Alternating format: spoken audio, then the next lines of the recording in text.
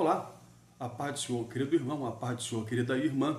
Trago-vos uma mensagem de fé, ânimo, vigor e esperança para este momento, que traz como tema caráter pedagógico do deserto.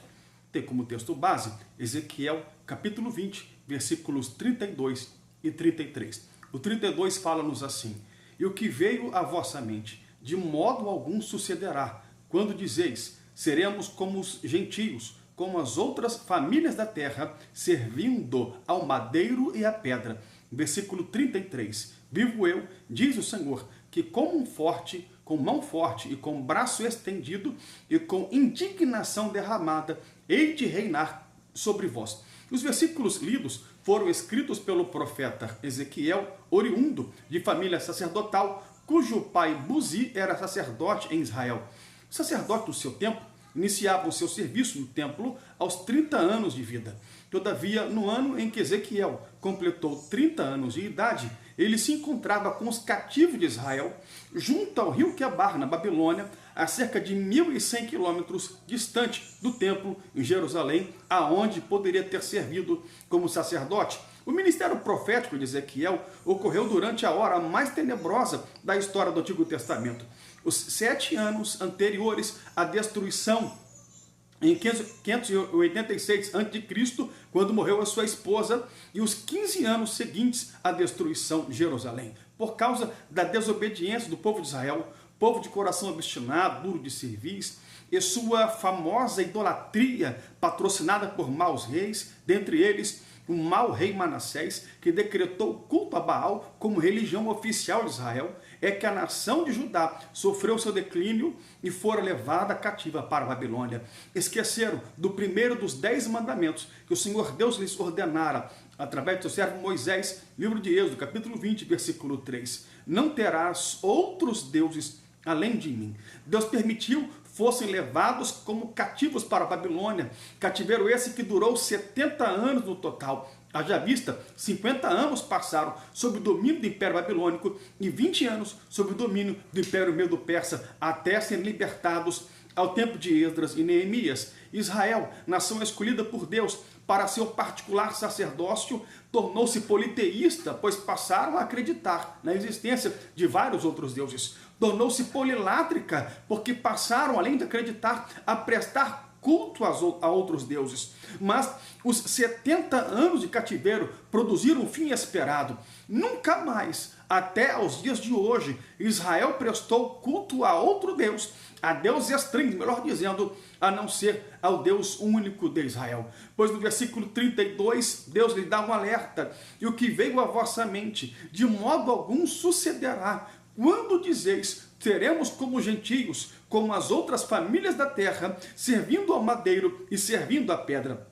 O maior interesse de Deus é o de nos ter junto a si. Nenhum pai em sã consciência deseja o pior para o seu filho. A bem da verdade, aqueles que desempenham bem a função paterna desejam que os filhos se sucedam melhor na vida do que eles mesmos, tenham melhor sorte na vida do que eles próprios. Como o nosso Deus não é diferente. O inferno não foi preparado para mim, o inferno não foi preparado para você. O desejo de Deus é que ao findar o labor desta vida, possamos ir para o lugar que nos foi preparado desde a fundação do mundo. Este é o sublime e supremo desejo do nosso Deus.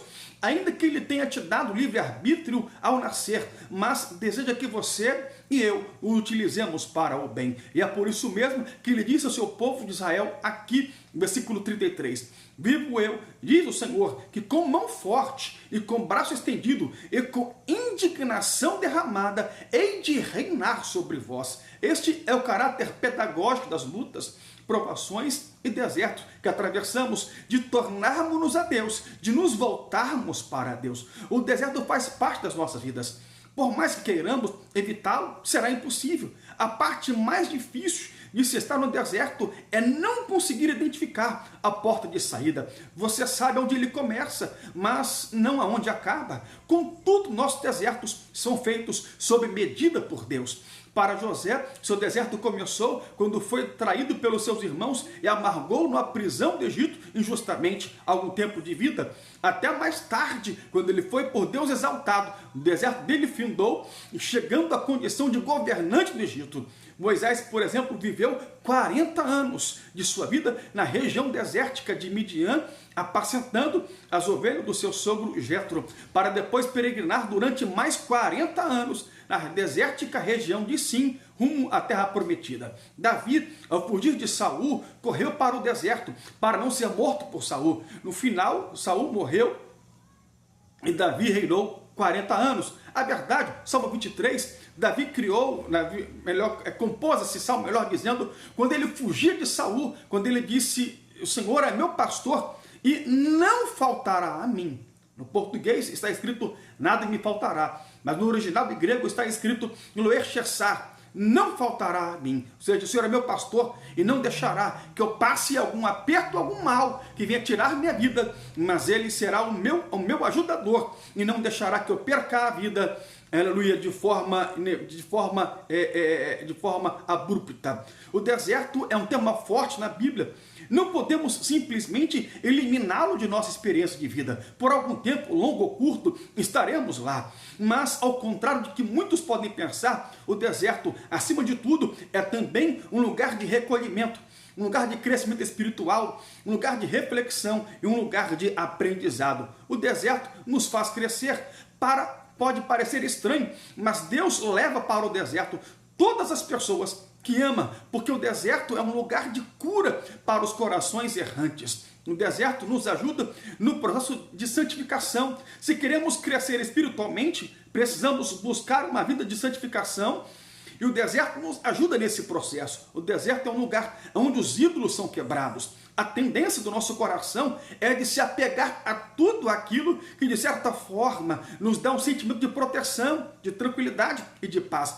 A estabilidade econômica e familiar nos dá o falso sentimento de que tudo está bem na nossa vida. Mas basta sofrermos uma derrota numa dessas áreas para admitirmos que de Deus nós necessitamos quando for embora a nossa estabilidade. O deserto, melhor dizendo, é um lugar de comunhão com Deus. Além de uma mudança que acontece no nosso comportamento, em meio ao deserto, em relação a uma busca incessante de Deus, o deserto torna-se um canal de comunicação entre você e Deus, que muitas vezes esse canal esteve interrompido. Acalme teu coração, meu irmão. Acalme teu coração, minha irmã. Retire a ansiedade. Deus está no controle de tudo. Ainda que a situação tenha fugido ao teu controle, mas sempre esteve no controle de Deus. Está sofrendo, mas também está aprendendo, né? Deus está apenas forjando o teu caráter e te moldando conforme a sua santa vontade. Mas queira o inferno ou não, Deus te fará um grande vaso, um vaso de honra na sua casa, próspero em tudo, em todas as áreas da sua vida. É a minha profecia para você, de olhos abertos para a glória de Jesus, em nome de Jesus. E aqueles que não acreditaram, reconhecerão que o teu Deus é um Deus que prepara deserto, mas também te tira de lá exaltado, e Deus te exaltará do outro lado, e você irá chegar. E esse deserto em Cristo você irá atravessar, e do outro lado cantaremos o hino da vitória para a glória de Jesus.